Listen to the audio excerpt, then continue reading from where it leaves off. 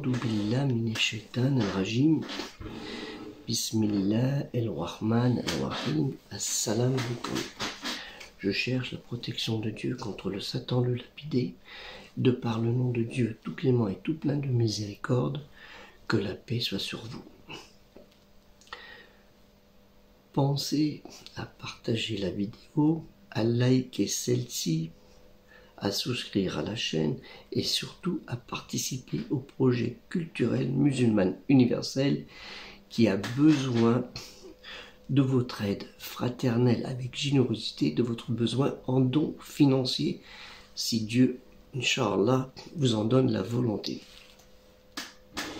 Car c'est lui seul qui décide de tout ce que nous sommes sur cette terre. La sincérité de l'acte juste, la pureté de la foi, el-Ikhlas. Allah Ta'ala, lui le Très-Haut, exalté soit-il, nous dit dans la sourate 3, Ali Imran, la famille de Amram, au verset 92, vous n'atteindriez la vraie piété que si vous faites largesse de ce que vous chérissez. Tout ce dont vous faites largesse, Dieu le sait certainement bien. Lan tanalu al-birra hatta tunfikun mimma tu'ibuna wa ma tunfiku min shay'in fa inna Allah bihi alimun. Excusez-moi. Ce que la bouche dit est ce que le cœur le pense et le ressent vraiment. Allah Ta'ala, lui le Très-Haut exalté soit-il, nous dit dans la sourate 9, Tauba, le repentir, ou l'immunité au verset 119. C'est la seule sourate qui ne pas commencer avec la formulation caractéristique de par le nom de Dieu tout clément et tout plein de miséricorde, Bismillahir-Rahmanir-Rahim. Ô croyants, craignez Dieu et joignez-vous à ceux qui sont véridiques. Ayyuhalladhin amanu ittaqu Allah wa kumu ma'al sadiqin. Souvent, nous, croyants musulmans, obéissants dans l'obédience, quand quelqu'un nous demande une aide à venir, exemple, ou à faire, ou une action à projeter, et quand nous n'avons pas trop envie, ou pas du tout envie de le faire, il nous est trop facile pour nous défausser de sortir de là, de ce guêpier, et de dire « Inch'Allah, Inch'Allah, Inch'Allah, si Dieu le veut ». Avoir la volonté de retour dans la crainte de Dieu. C'est là la question.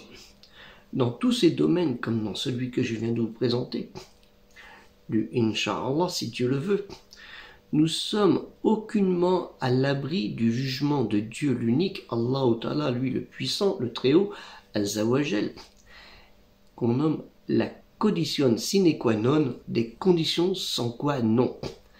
La condition nécessaire sans laquelle cela ne pourrait être de l'acceptation de nos œuvres.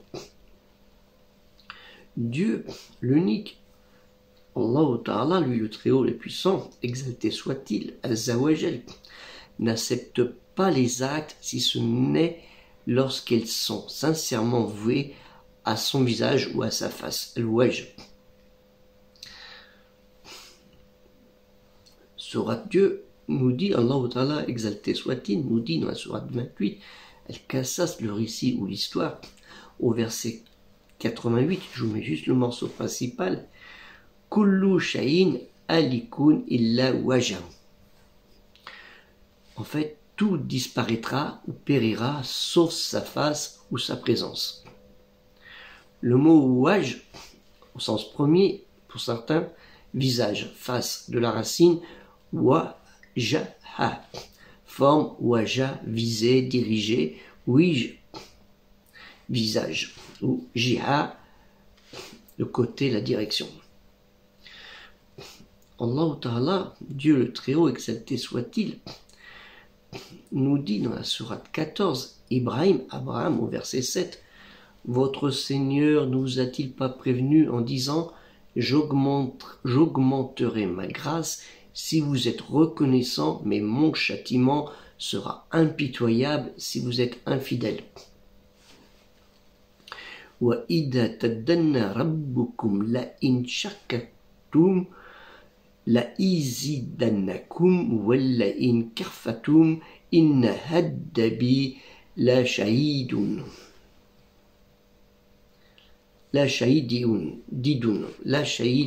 Excusez-moi. Pourtant évident. La vérité se manifeste en tant que caractère lié intimement à la sincérité. Celui qui étudie la foi, l'iman, la connaissance, la croyance, la conviction, sans aucun doute possible, sans aucun doute que nous devons l'acquérir bien avant la science. Si nous avons la science et si nous n'avons pas l'iman, nous ne pouvons pas nous projeter dans la sincérité de la crainte de Dieu. Il ne peut s'élever au degré de la perfection et du savoir d'une personne véridique, dans le sens de la piété. Pour obtenir par cette pratique religieuse l'intersection et tawassul via les enseignements du dernier des prophètes et messagers de Dieu, en l'occurrence Mohammed sallallahu alayhi wa sallam, sur lui le salut et la paix, d'avoir le but de chercher la bénédiction, le tabarouk, à partir des traces du dernier messager de Dieu, Mohammed sallallahu alayhi wa sallam, dans ses actes recommandés qui apporteront à ceux qui auront œuvré pour ce savoir avec la sincérité d'âme des récompenses et dans un profit, et d'avoir sans cesse la demande du secours el-istirata et de l'aide el-istihana pour ne pas être de ceux qui se trompent et ne pas dévier de la bonne voie. Rappelons-nous, Allah Ta'ala nous dit, lui le très haut exalté soit-il, dans la sourate 1 Al-Fatiha, qui n'est pas la première révélée, qu'on appelle l'entrée, le prologue ou le liminaire ou l'ouverture, au verset 5, c'est toi que nous adorons et c'est toi dont nous implorons le secours. Iyyaka na'budu wa iyyaka nasta'inu. En bref, la foi, l'iman, se compose d'actes et de paroles dans la croyance de l'agissement, une croyance du cœur, des actes du cœur, une reconnaissance par la langue et des actes effectués par les membres. Ces paroles ne sont d'aucune utilité tant qu'elles ne sont pas accompagnées d'actes sincères et de bon sens moraux. Cela va de soi.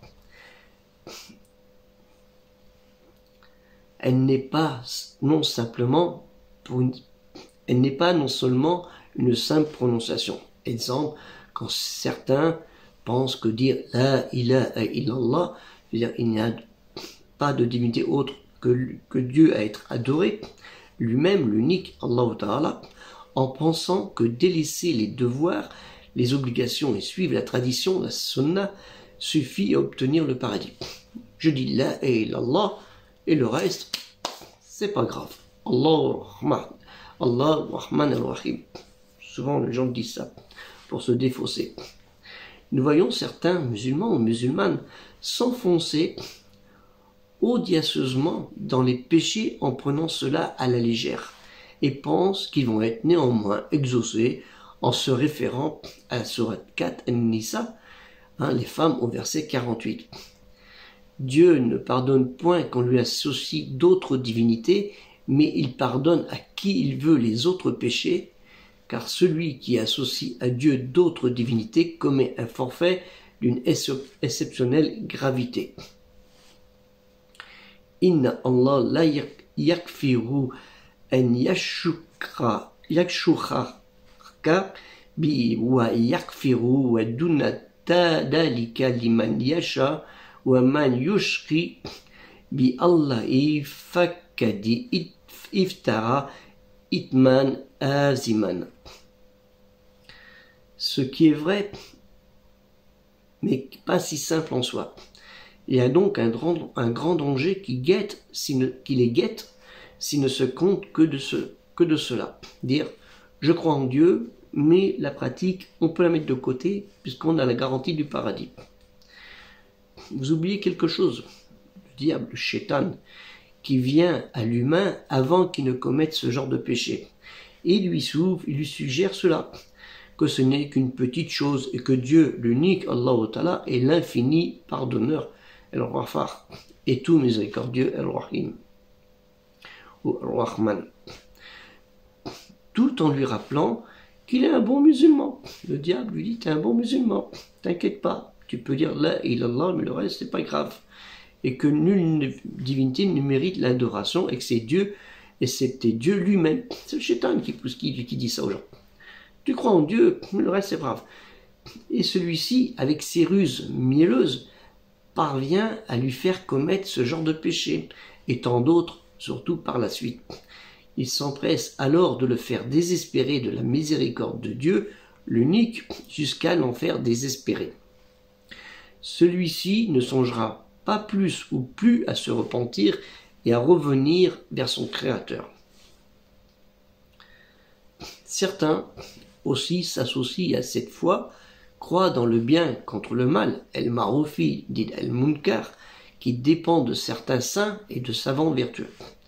En se disant, s'il n'y a pas Dieu, il y aura toujours des savants, des saints, des marabouts, voire pire, et qui viennent chercher leur intersection à leur côté en leur demandant de l'aide, en égorgeant pour eux un poulet, un mouton, une vache pour les plus riches, et en jurant par leur nom de ces saints lors de processions individuelles ou collectives. Beaucoup de pays pratiquent le culte des saints, un pays en particulier qu'on ne peut pas contester, la Tunisie et même l'Égypte. Certes, la louange appartient à Dieu l'unique, nous le louons, nous le lui demandons secours et nous lui demandons la guider. Nulle divinité ne mérite l'adoration excepté Dieu, l'unique Allah Ta'ala, seul et sans associé, et que son dernier messager et prophète et avertisseur est Mohammed sallallahu alayhi wa sallam, envoyé à l'humanité tout entière et non pas simplement à une tribu comme certains peuvent le penser, même s'il le fut tout d'abord pour les Arabes. Mais l'adoration ne se fait aussi que par les actes, et les actes par les intentions. Nous demandons indispensablement à tous les croyants musulmans, les obéissants dans l'obédience, et à ceux qui n'ont pas cru au dernier message, à la parole, kalimati Allah, la lecture divine, la révélation récitée, el-Qur'an, de prendre garde à ne pas emprunter le mauvais chemin, celui de la mécréance et des péchés, ou voire de très grands péchés, et surtout de rester sur le bon chemin du mieux que possible, et d'invoquer le Créateur, el-Khalik, le Tout-Puissant, el-Aziz, le bien informé, el-Khabir, de nous aider à y rester. Dieu nous dit dans une sourate 9 et Tauba, le repentir, je ne me rappelle plus du verset, ils se repentent s'ils accomplissent la prière, s'ils s'acquittent de l'aumône, s'ils deviendront vos frères en religion. Nous détaillons ainsi les versets pour ceux qui peuvent les comprendre. فَإِن تَبُوا وَأَكَّمُوا الصَّلَاةَ وَأَتُوا الزَّكَاةَ فَإِنْ إِخْوَانُكُمْ فِي الدِّينِ وَنُفَصِّلُ الْآيَاتِ لِقَوْمٍ يَعْلَمُونَ. Conclusion. Attachez-vous tous aux règles de la foi religieuse, en ayant foi réellement en elle, en se basant sur l'intention sincère, ferme, et de mettre en application les enseignements prescrits concrètement au mieux que possible. N'oubliez pas que la désobéissance mène vers la mécréance, qui elle après mène vers l'abîme, l'enfer, Jahannam. Au jour du jugement dernier, Yom el-Kiyama, dit aussi le jour de la résurrection, afin de ne pas avoir à goûter le zakoum, l'arbre épineux donnant des fruits amers, brûlant l'estomac. Vous imaginez une brûlure d'estomac quand vous avez très mal mangé, mais là c'est autre chose. Puisse de tout miséricordieux nous pardonner de nos erreurs et nos omissions en ce sens. À ce sujet, n'oubliez pas aussi d'aider le projet culturel musulman universel, comme je vous l'ai dit. On a besoin de vous hein, ne serait-ce quand même qu'avec 2 euros ou 10 euros actuellement pour pouvoir acquérir les livres que nous avons besoin et qui sont mis en stand-by, à peu près on a besoin entre 600 et 700 euros, ça veut dire 10 euros 70 personnes, 5 euros, vous voyez ce que ça fait, et 1 euro, vous voyez ce que ça fait. Donc, si vous pouvez donner 1 euro, il faut être plus. Si vous donnez 10 euros, ce serait moins, ce sera peut-être plus facile. Mais 10 euros, c'est pas grand-chose. Pour moi, c'est pas grand-chose, mais 700 euros, ça fait beaucoup. Mais à plusieurs, 700 euros, ça ne fait rien du tout. À ce sujet, je m'excuse, parce que j'ai toujours ce problème avec l'épaule. Sur un autre sujet, je vous présente ce livre fait par Émile Prise d'Aven, il y en a même 2, je crois, Oriental Art. Un livre très intéressant, hein, fait d'édition Taschen, je vous le mets ici, édition Taschen, qui est très très bien fait. Je vais vous marquer certaines choses, voilà, pour retrouver ça, puisque le projet culturel musulman universel, il aborde plusieurs sujets. Alors je m'excuse, j'ai du mal avec l'épaule à bouger. Vous voyez, ce qui est fait, c'est tout ce qu'il a reproduit dans certains lieux, surtout en Égypte. De ce peuple d'illettrés, comme on dit, ce peuple d'ignorants, comme certains pensent, voilà ce qu'il en est sorti. Ce livre, voilà, Oriental Art. Le deuxième, toujours de Prise d'Aven, l'art arabe, hein, d'après les monuments du Caire. Alors, je vais voir si j'ai autre chose. Alors, par contre, là, c'est plus des cartes, là, et vous retrouvez des plans ici, et ce que je voulais vous faire montrer, si j'arrive à l'avoir, voilà. Et là, il a été jusqu'au détail. C'est ça l'origine de ce travail qui a été fait par Prise d'Aven. Un livre qui est très intéressant à voir. Ça, ce sont des livres qu'on a achetés il y a quelques années. Vous voyez, voilà. Il y a un autre livre qui a été fait au XVe siècle au sujet des caricatures du prophète Mohammed qui faisaient tant de scandales. À l'époque, au XVe, XVIe siècle, XIIIe, XIVe, XVIe siècle, ça ne posait aucun problème. Le Miraj Namet, que vous voyez là, voilà, c'est où le voyage du prophète. Surat al-Isra. Et vous voyez des gravures comme celle-ci.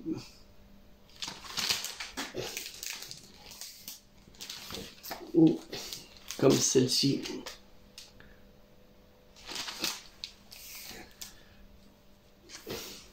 Ou